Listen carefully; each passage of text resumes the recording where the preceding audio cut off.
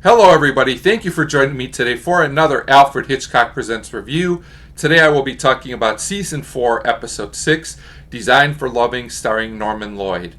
So, this episode, Designed for Loving, has kind of some interesting parts to it. I like the overall concept of the episode, and parts of the plot were interesting. Unfortunately, the mood is kind of all over the place, and I don't think the episode quite has the effectiveness it's going for. But it's still kind of a pleasant, if unusual, episode of the show. This one almost feels more like an Outer Limits episode than it does an Alfred Hitchcock Presents, but sometimes trying something a little different is okay.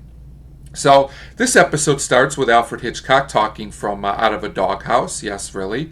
Kind of interesting.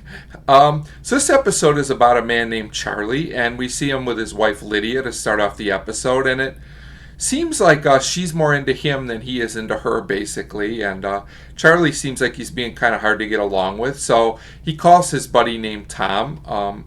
And after having a brief conversation with Tom's wife Anne, he eventually gets to talk to Tom a few minutes later, and it turns out that Charlie has this plan. He wants to travel, but his wife only wants to go with him if he shows a little more affection, which he just won't do for some reason. So we get a scene where Charlie's on his own, and you can tell he's up to something. So then he goes and we meet his friend Tom up close and personal, I guess is a good way to say it. And he tells Tom after they go out for a night of drinking that he's going to go on this trip to Rio by himself. And Tom says, how? So Charlie takes him back to his house, and we learn that he has a double.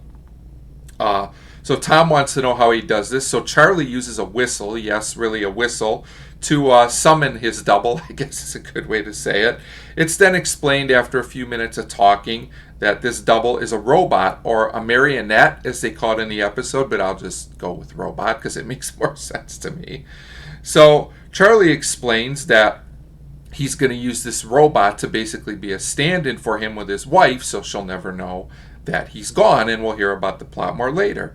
So he explains, then Tom explains basically that his wife is kind of all over him a little bit too much, and he gets this suggestion from Charlie, that maybe he should have a double as well. So at this point, the plot was interesting, if taking a little while to get going. But what's strange about this episode is that it almost feels like it wants to be kind of a comedy or use this whole plot in a comic way, but it's also got like a strange, creepy, sinister element to it as well. It seems like they couldn't decide what tone to go for, and it kind of hurts the episode in my opinion, but things are still interesting right now. So then Tom goes home, and he seems happy at first. He's kind of contemplating, should I do this or not? Should I get a replacement for myself, until he realizes he has money missing from his bank account. And when he goes into his bedroom, he realizes that his wife Anne is a robot duplicate herself. Now this, while kind of an interesting plot twist, I don't really know why this was here, because it doesn't really add anything to the rest of the episode. We never come back to this duplicate of Anne really in the plot at all. I thought this was a bit strange, but it's entertaining enough. So at this point, we see Charlie and Lydia together, or the replacement, and something seems a bit off, but it seems like the duplicate of Charlie is getting along pretty well with Lydia, the wife. So it turns out that Charlie's full plan is, when he talks to the duplicate again, he's going to have a few more nights of practice. He's going to observe the duplicate to make sure that everything is okay, and then he's going to leave for a month for Rio on his own, so he'll have like a month-long vacation. At this point, however, the duplicate starts kind of making demands, starts complaining about things, saying he doesn't like his living conditions, where he's being hidden, things like that. So, and in a twist, you could see a mile away, but it was still fine. The duplicate basically takes over Charlie's life. He locks Charlie up, and he goes back up to be with the wife Lydia, and he kisses her on the hand, showing her the affection she wanted. So it looks like the duplicate and Lydia will be together.